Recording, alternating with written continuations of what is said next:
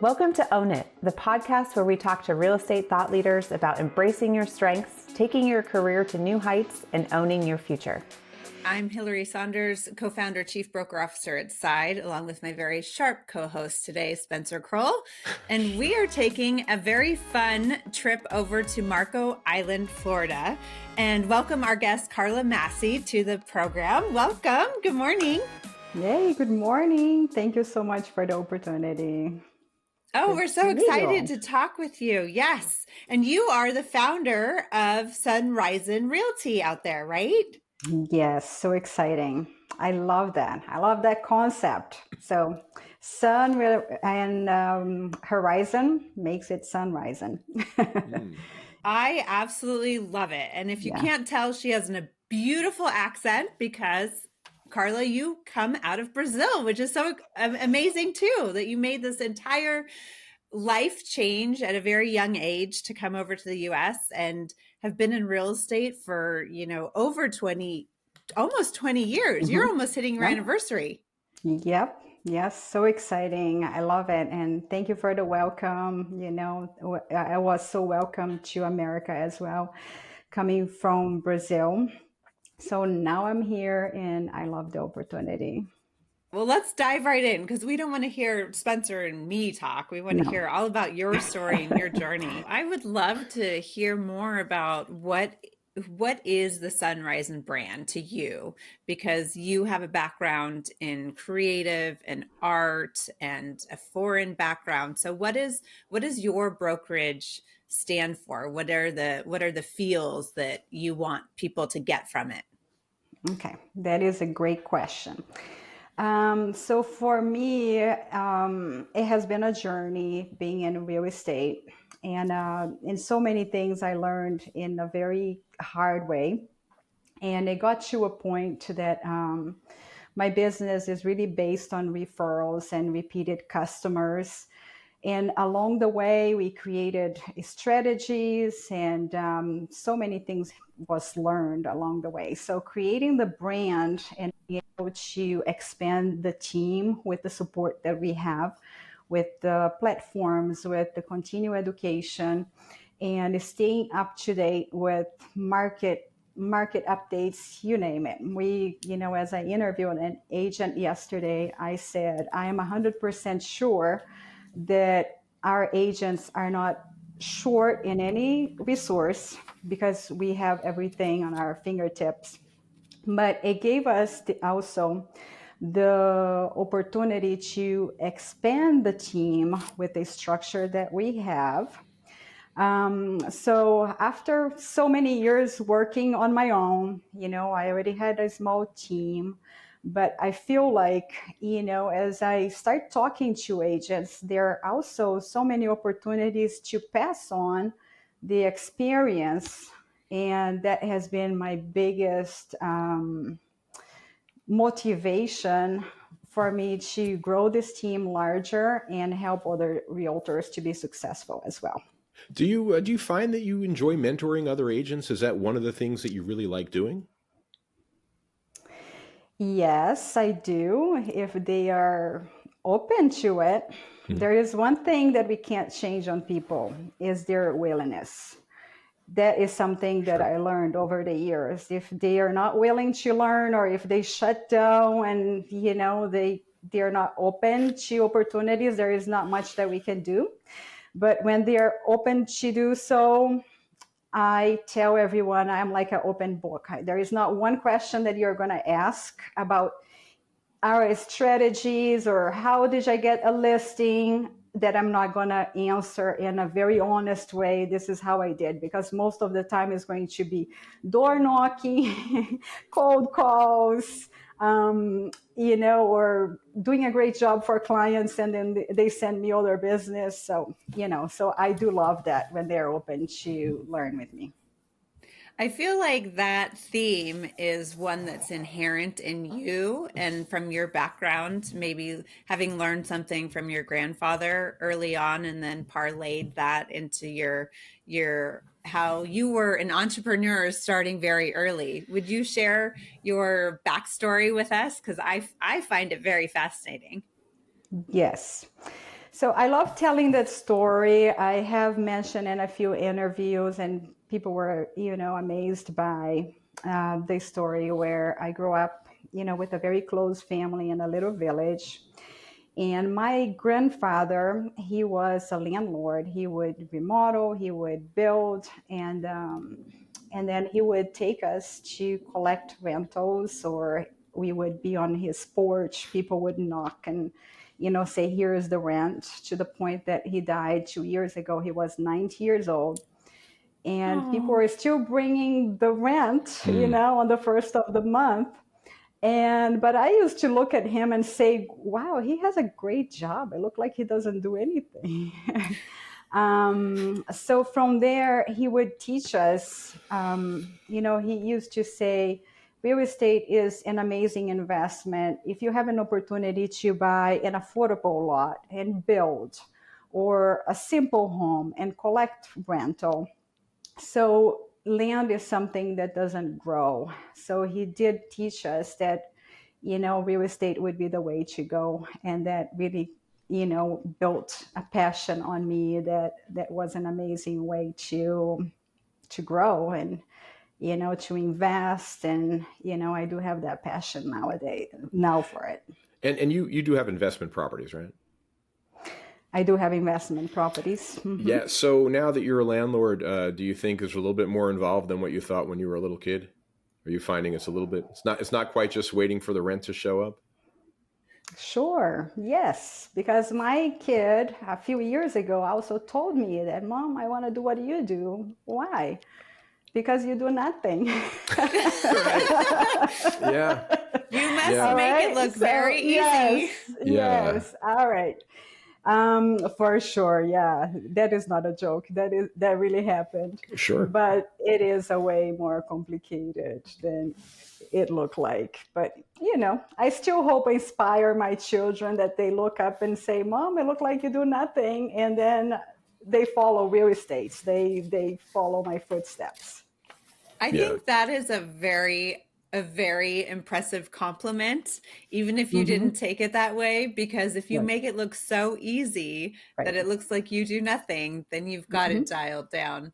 But I want to touch on your entrepreneurial mindset when you were a young child, because we were talking beforehand a little bit about your artistic background and how you were inspired early on to how to make your own money at the ages of like 13 to 18.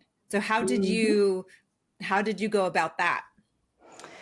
Well, it goes this way. Even before that, when I was about 7, 8 years old, we used to do fundraising at my church, and my mother was always very involved. And they used to bake pastries, and then they used to say, well, Carla is the one that's going to take the biggest basket because she never bring one back. She sells them all. And I remember up to this day, the strategy that I used, saying which one was my favorite and describing the pastries. And as I was growing up, I also had a passion for art. And so I had people interested in learning from me. So between 13 and 18, until I went to college, I would gather groups and teach art with workshops. So I was very independent. I remember having my own money for trips, telling my parents, oh, I have my own money, let me do this camp because I have my own money. So yeah, that is something that was on me already. And how old were you when you came to the United States? Right after college, I was 22 years old. Yeah. Were you frightened at all? Or was this is just another adventure? It was an adventure. However, I grew up very close to my parents, and it was something that was never in the books that, we would leave our little village. You go to college, you come back. In fact, I did come back. However, the paperwork was very difficult to come to America at the time. And I mentioned to my parents, and they said, Carla, if you get these papers through with no hassle, it's something that we will consider for you. So I submitted the papers, and it's just like sometimes what it's meant to you, it's really meant to you. And I really feel like I live my purpose being here. So I submitted my papers. When all the papers were being declined, my mom took a phone call just 3 weeks later, and someone said, your daughter has been accepted. And my mom just dropped the call, and she looked at me and said, but you're not going. But there is one thing that my father always said. He said to us, there is no need of contract. Your word is the contract. So anyways, that didn't come back to the conversation, but it's exactly what goes behind the scene for us. And they were like, you know what? This is amazing how this happened. And then I came with a very, in a smooth way. And even throughout the process is staying here as well with extensions and all the paperwork that I had to file and everything. It always worked out very great. So yeah, so it's very incredible. So I know when you moved to the US, you ended up in Massachusetts and then ended up in Florida. And taking your real estate license, not just the language difference must have been very difficult, but also the cultural difference. What were some cultural differences that you had to navigate to get to where you are? Yeah. So one of the biggest thing for us, I believe I can even speak for the immigrants, is the freedom that you face when you are here and the opportunities. In my case, I went to school for education, and it was, it was an option for me. Let me put it that way. It was it was almost, I should say, one of the only options to go for education. But I was happy about it because I love teaching. But during the college years, I realized that teaching, it was not exactly what I was thinking. So I could see that the system would really have a lot of influence on everything that you do. And so right there, I felt very limited on, just like I said, doing my own thing. And it was a problem for me. So even in the last year of college, I already knew that I was not going to deal with the system. So one of the opportunities that I saw in coming to America was also that, okay, I already teach art. So if I can learn English, I can have my own English school, believe it or not. I don't know if I should put this here, but that was actually my plan, to have like a workshop for art in English. And but then as I got here, I could see that the culture really gives you more opportunity and flexibility, more like to really be an entrepreneur, especially like when I mentioned that all of a sudden I had an opportunity for an art gallery and the real estate. I always, end up building my business the way I wanted to. So I love that America really means freedom for you to build your own and give us the opportunities. That's huge for me. I know that in Florida right now, you're kind of keyed in, or at least you started in with a lot of the Brazilian community there, right? To start your business. Yes, I did. Did that give you a sense of comfort, at least? Like, okay, let me back up. I know that people, sometimes you're starting a business and you're thinking, wow, you have all these limiting beliefs. Did you find that working in the Brazilian community kind of helped ease you into the whole idea of owning your own business or doing your own business? Well, I would say yes, but at the same time, I would say I had no other options because my English was very limited at the time to enter the industry in a different way. Let me put it that way. I was able to communicate well and do a great service to my customer, as I mentioned. But yes, being able to speak my own language with the customers that, it was my language. It was amazing. It was awesome.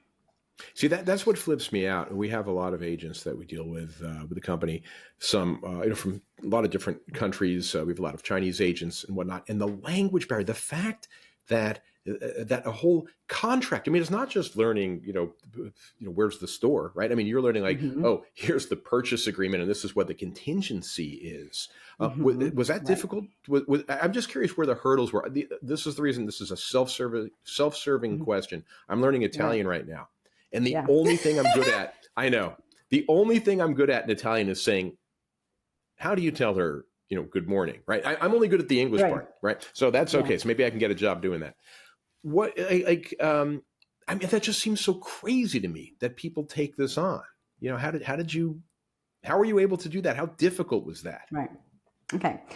So language has stages, so at the same time that it was a learning experience for me, I could read, even though sometimes I had to translate. If I took a contract, I would understand the contract. As a matter of fact, I memorized the entire real estate book. You would ask me what chapter, what sentence, I would spell out the entire sentence memorized from my mind. I memorized the contract. So that's how you do it. You just do whatever it takes. But then you get stuck on the speech because the speech comes a little bit later. So that's where I went to work with my community. And they were also my friends. They were moving from Massachusetts to Florida. So all of a sudden, it was a great business for me. But we just find a way. We memorize it. Yeah. For me, that's how it worked. That's an interesting concept because I grew up speaking German. My mom's Austrian and have a degree in German. And there's a massive difference between colloquial, conversation in any language and technical, right? So if you go to read medical forms or a real estate contract, the words are different. The intonation is completely different. It's a whole foreign concept in and of itself. So I'm wondering, how comforting was it for your clients that you could bridge that gap for them and fit a total need for them that are either moving from Brazil or Massachusetts and English is their second language?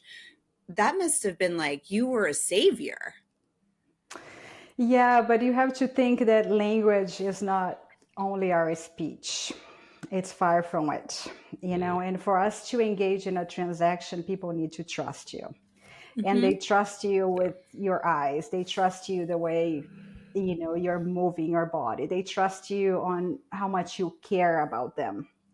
And then they trust you when they see that you are searching for the right answer, even though when you don't have it. So that's how your customers will trust you. And I think that was my number one, let me find the right word, goal. My number one goal was to be in front of my customers and say, here I am. I don't know everything. Maybe you're going to have a puzzle in your face sometimes when I say some weird, pronunciation. But at the same time, I did everything I could to build trust and say, I'm going to do my best, for you to have the best outcome here. Yeah. So when you're building a team, right, and you need to build trust, are you looking for people that, because not everyone works with the same people the same way, right? Like, someone might not want to work with me, might want to work with you.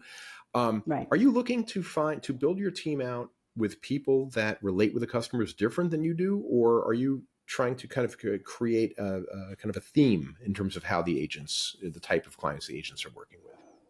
Right. If I would name the perfect agent to come to my team, I would name it someone that is willing. That is my biggest thing, because I think that's what it takes. Yeah. That's for me, No, that makes, hey, it's your brand, right? Yeah. Exactly. I think also, right, what you're saying with that word willingness, it's willingness to show up, willingness to do the work, willingness to put the client first. There's a lot of pieces to that person who makes a good team member. Absolutely. We've definitely seen it when agents either are new to the business or are looking for the right fit. A laissez-faire attitude, or one that's kind of only showing up 50% of the time, might work for some people, but definitely doesn't work for others when you are the go-getter type. Right. Absolutely. Yes. Yeah. So that's definitely fill in for the word willingness. Does your inspiration stem at all from, just a generic cultural difference of women being pushed to not really have their own businesses and kind of stay in the background in Brazil versus you getting to control your future in the US, right? Nobody is telling you can't do it. It's your own personhood. Yeah, no, absolutely. I really think that the space for us women work in the industry or any industry, we should have the space. Of course, we are moms, and I try to balance that very well because, we are so important. It was a beautiful thing. Yesterday, I worked 14 hours. I got home. My son gave me a handwritten card saying, "Your best son to the best mom, to the best mom in the world." So at the same time that you are out there hassling and, you can be so tough and build a business and be successful, reaching out to the world, it's also very important that we know how important family is and leverage. But I just love that. I just love to see the opportunity and the space for us to grow, especially if that's what we are led to do, in a way that I always felt like I'm led to do business. Don't try to hold me because it's going to be more difficult that way. So yeah, I love the opportunity that we have that freedom. So a 14-hour day yesterday, and you said we were talking about this earlier, and I think you said like you looked up and didn't even realize it was 14 hours had gone by, right? So is that typical for you? Like your day, you just get so into it and you're just kind of in the flow? This time of the year is very typical. Yeah, okay. We have very high season right now, and it's very busy right now. I had clients from out of town, and I had to cover agent that was called sick. But at the same time, usually the 12 hours is more typical than the 14 this time of the year. Oh, only 12. Yeah. Okay, well, there you go. Yeah, only 12. Only yes. 12. Yeah. We were just... I was re-listening to Rick Sharga's podcast the other day and talking about migration patterns, and Florida is a big influx. Where are you seeing the clients coming from to your area? Great questions. We welcome, Florida is a state that we welcome everybody to come in and move to Florida. It's an amazing place to be. But as of right now, the high is New Jersey, New England all together. So they come from the Northeast. That's our customers that we are meeting nowadays on a daily basis. Yeah. Yep. But some from California too. And we welcome referrals as well. There you go. I love it. You mentioned something else, which I always find fascinating. You mentioned you had a vision board. Yes. So how did you start doing vision boards, and what sort of things are on your vision board? So I like to mention my coach that I had 10 years ago, Borino. He's no longer here, but I was with him for quite a while, and he was my coach, and he taught us how to do the vision board. And also the planning, the yearly plan, 5-10 years plan. So I'm very strategic in a way that I don't like things that take a lot of time. So right now, my vision board is a picture folder on my phone. So every time that I kind of lose focus a little bit, those days that you didn't eat sugar enough type of thing, and you go like, I'm getting a little bit bored. What's really happening? It's so easy to open that folder and start looking, what your game plan is.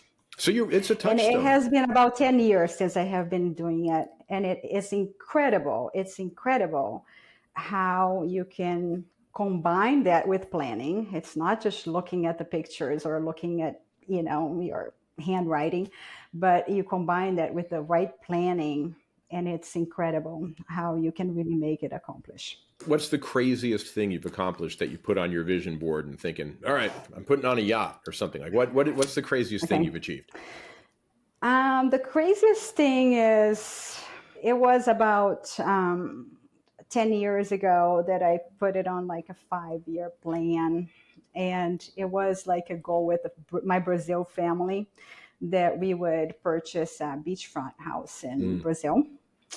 And I put it on my vision board, but it's not only because of the financial situation, it's because also because of on this little beach, nobody sells their property, nobody. So you have to do like door knocking and get the words out. And then all of a sudden I'm reaching out. Every realtor in town knew that I was looking for a beachfront house in Brazil. And when the opportunity happened, it was with someone that was here in Miami. He reached out and said, Carla, I have what you're looking for. I said it might not be reachable because it looked like you are way more upgraded than what we can afford. And then he was like, oh, no, it's not. If it's something that you really want, we are going to talk. And long story short, it's not, it's a difficult thing to get financing in Brazil. It did happen that we negotiated a seller financing, and, all of a sudden we were able to have this beach home in Brazil. And, and I really believe that because I was looking on that vision board, it would remind me to reach out to realtors and reach out to people and remind me every single day. That's why I say it's not just about the board. Actions has to go with that. Oh, and because I was looking, I was reaching out to realtors and everybody else that I was looking for a house on the beach. Mm-hmm. So that's an example of it. I think we should take a moment, and we love doing takeaways. And I honestly think that if you pause here and rewind and re-listen to what she just said, this is one of those. I literally just wrote it down on my notepad, which is create the vision board on your phone and a picture folder of whatever those are, because we always take our phone with us. But I think the traditional way of doing a vision board is on a poster board, and you put it in your office or your bathroom or whatever. Or in my husband's case, he writes it on the mirror, which is a little scary, but anyway, that's another story. I don't judge. I don't judge. Yeah. No judge. No place to judge. On your phone is genius, Carla, because you can look at it when you're waiting in line in coffee, or waiting for your client to drive up the driveway, showing a house. So what's on your vision board now? I'm very curious. On my vision board right now is, I have the properties where I want to be in 10 years from now, is the university where I want my kids to go to. It's the type of charities that I want to be donating, and also a reminder of the amount that I want to donate. And I hope it happens much sooner. I really hope it happens much sooner than the 5 years that I have here. I can name them all. I have name of another company that I want to open, and I want to be running that company as well. I have the body that I want to be, related to the weight and how healthy I have pictures of the food that I want to be eating. So that kind of stuff. Very exciting. So it's not just work, it's life too. Yes, it's all together. Yeah, lifestyle and accomplishments. Hillary, do you have a vision board? No, but I'm going to do it after this. Yeah. Please do. Yes. I have, Yes. If I I have skip one. our next meeting, it'll be because I'm literally going to open my phone and start doing that. And it's just like I said, I was talking and then I was able to open and look at my vision board. So easy. Yeah. Is that a folder in your photo app? Because I know I want people to Yeah. listen to this and just start doing it. Yeah. It's just, Vision okay. board, my That's, vision board. Yeah. Love it. that's great. Yeah. And then it has all the details. Yeah. Wow. I love it. Yeah, it is. Yeah. And that is, I always think like, how can I make this easier? Or how can I make it in a way that doesn't take so much effort? So that was why I did it that way. And accessible. So you have the vision board and you're saying you have to plan, right? So how granular do you get in your planning? Like how do you move that forward? Okay. Like you want to buy a house in Brazil, like you just said. Yeah. Did you break it into steps or what was the thing that Yeah. made it happen? Yes, breaking in steps. Like, for example, I did mention to you, I have on my vision board the properties that I want to be in 10 years from now. So what I do is what it's going to take to get there. And, and it's going to take so many other investments that I'm going to make on a smaller scale of investment and renting those properties. And then all of a sudden, let's say like 7 years from now, I'm going to sell 5 of them and I'm going to build that one. I don't want to sound like, and I really, I'm very humble and very thankful. And that's why I mentioned that it's scaled also with the portions that I really plan to give to charities, or I really plan to invest in my children, for education. So it's not just this take in, it's not just about building for myself, but it's scaled for the community as well.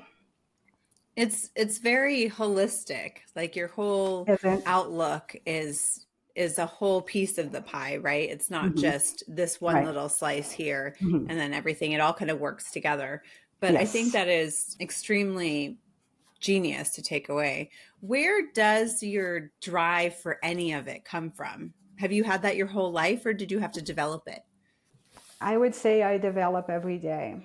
Yeah, I develop every day. However, one strong word for me is progress. It doesn't matter if it's baby steps sometimes because it's difficult. Like, for example, passing the real estate test. It took me forever to do so. It took me time to memorize the book, right?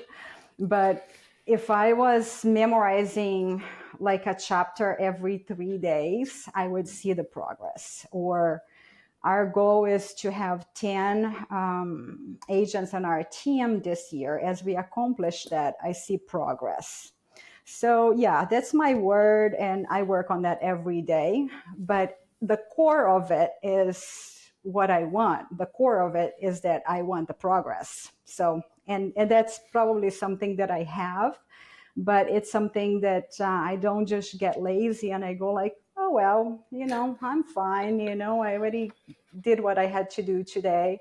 I just go like, no, I want to do a little bit extra. I want to do a little bit more because I'm capable of, and, I have the opportunity to do so, and why not? Right?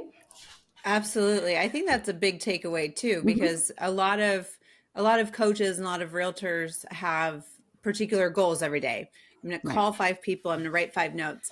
But if you do one extra, it's the same as making one extra mortgage payment a year. You get ahead a lot more quickly than, and it really doesn't hurt so badly, No, it doesn't. And you're a door. Are you still a door knocker? Yes, I'm a door knocker. I'm going to have a $9 million listing coming up after we have the construction piece of it all put together from door knocking. Wow. Okay. I want to underline this. I have so many agents tell me, oh, I don't want a door knock. I don't want a door knock. And I got a bunch. When I was a door knocker, and look at me and look at you, right? I mean, people don't want to open the door for me. I've got a ton of business from door knocking, and it was like even renters were like, they would call me saying, oh, we're now ready to buy. And by the way, the secret, anybody listening, is because I gave them, whoever it was, I gave them a notepad. They were a renter. Right. They still got a notepad, and they had it. It's a, Yep. another takeaway on this, right, is that it is a lost art form. I think art, this generation of realtors like to hide behind, or maybe they're just comfortable behind computer screens or technology or whatever. But the face-to-face human interaction of door knocking is a tried and true method. So question for you, practical tip for you to share to everybody. How do you decide where to door knock? For the most part, I just don't take a neighborhood and go to the entire neighborhood. So if I have a listing, so the door knocking will be the neighbors to let them know about the listing, or the door knocking will be after it closes. So they're so curious how much the house sold for. Even better, even before it's posted, like immediately or even pending, they will ask you, go like, yeah, close, you'll see it closed to very strong, or so those are target. And another thing too, we see that people are doing yard sales, a lot of times the owners are so busy at that moment, but you can stop later and say, hey, you had a yard sale, are you thinking about selling our house? Or you see painters painting their house, or a little bit extra improvement on their yards. So I kind of drive around, kind of paying attention, and then I go to specific houses. For the most part, it works that way. But there are some times that I just get so bored. I just go like, I'm going to take, quite a few houses and just go door knocking and give them some Girl Scout cookies with, I'm your neighbor, and, here's my contact. And yeah, that's I fun. love it. I love Who doesn't like Girl Scout cookies? Yeah, and you're supporting local too. Yeah, exactly. I love that you also talk to the painter or the person doing construction on the house. Again, so many people just pass by something. They're so short-sighted. Yes, I'm going to door knock. they do. I was door knocking. I was once out with another agent. We were door knocking, and we got to 20 houses. Hillary, like you were saying, your coach says knock on 20 doors. We got to 20 doors. He stopped. Like, there are 4 more houses on the block. Yeah, but I already hit 20. I'm thinking, uh-oh. I kind of lost it. I mean, I knocked. I knocked the 4 more houses. I'd love to say, and then I got a $9 million. That did not happen. Yeah, and you know what? But it was. I know that $9 million home. Oh, yeah, as a matter of fact, the same customer is putting a contract today, and it's going to be a double transaction on my listing for another house that he's going to build. But I would love to know who gave my card on that door knocking. So I saw many vans, and I stopped by and I said, I would like, who is the owner? They were like, he's not here. I said, can you pass my card and give him my card? Because I want to talk to him about a buyer that I have for his property. And he called me back, became my customer, and I don't know. It's so sad that I don't know who gave my card for me to really say thank you, Wow. But I know that person is going to do great because was doing great things, Yeah. But that really happened.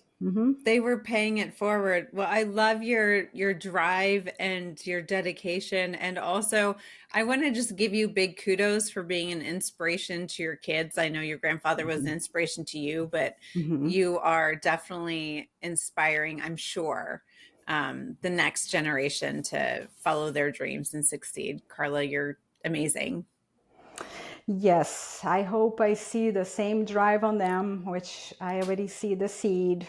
I see the seed growing, and where I go like, I don't need to give you anything, kids, because you have everything it takes to really make it your own, and that's going to make you feel much better. I love it. Yeah. I love it. Well, thank you.